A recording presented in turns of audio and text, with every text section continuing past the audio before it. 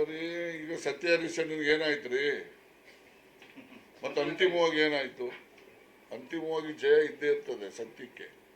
ಅಸತ್ಯಕ್ಕೆ, ಮೋಸಕ್ಕೆ, ಅಪ್ರಾಮಾಣಿಕೆಗೆ ಹತ್ರದಲ್ಲಿ ಅನುಕೂಲ ಇರ್ಬೋದು. ಲಾಂಗರ್ ರನ್ನಲ್ಲಿ ಅದಕ್ಕೆ ಆಯಸ್ಸಿರೋದಿಲ್ಲ, ಸತ್ಯಕ್ಕೆ ಆಯಸ್ಸಿರೋದು. ಪಕ್ಷದ ವಿರುದ್ಧವಾಗಿ ಮೊನ್ನೆ ಡಿ.ಕೆ.ಶಿ ಅವರು ಕೂಡ ಒಂದು ನಡೆ ಇತ್ತು ಸರ್.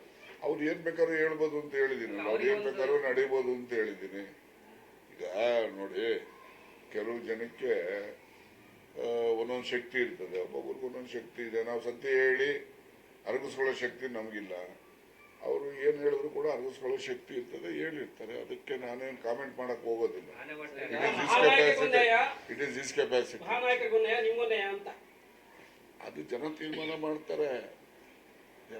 ಇವತ್ತು ಜನ ಚರ್ಚೆ ಮಾಡ್ತಾ ಇರೋದು ಅದೊಂದು ಹೇಳಿಕೆ ಅಷ್ಟೇ ಅಲ್ಲ, ಏನೋ ಇದರಿಂದ ಇದೆ, ರಾಜಣ್ಣ ಅವ್ರನ್ನ ಒಂದು ಹೇಳಿಕೆಯಿಂದ ತೆಗೆದಾಕಿಲ್ಲ ಅಂತ.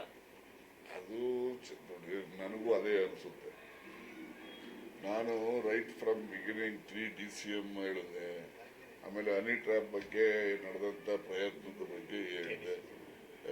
ಇವೆಲ್ಲ ಇದ್ದೇ ಇದ್ದಾವೆ, ಇವೆಲ್ಲ ಕಾರಣಗಳು ಇರ್ತವೆ.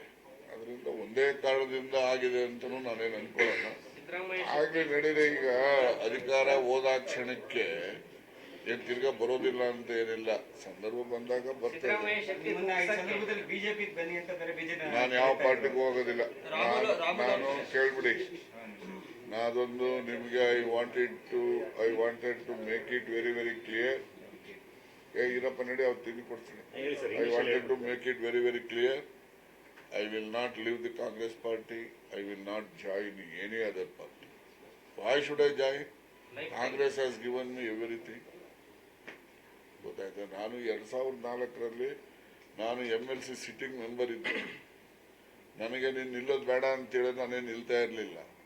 ನನಗೆ ಟಿಕೆಟನ್ನು ಕೊಡೋ ಅಂಥದ್ದನ್ನು ತಪ್ಪಿಸಿ ಆಗ ಉಗ್ರಪ್ಪನವ್ರಿಗೆ ಕೊಟ್ಟರು. ಅದನ್ನು ಪ್ರತಿಭಟನೆ ಮಾಡಿ ನಾನು ಆಗ ಕಾಂಗ್ರೆಸ್ಗೆ ಈ ಜಿಲ್ಲೆನಲ್ಲಿ ಬುದ್ಧಿ ಕಲಿಸ್ಬೇಕು ಅಂತ ಹೋದ ಪ್ರಯುಕ್ತನೇ JDS 9 ಗೆದ್ದಿದ್ದು, ಕಾಂಗ್ರೆಸ್ 1 ಗೆದ್ದಿದ್ದು.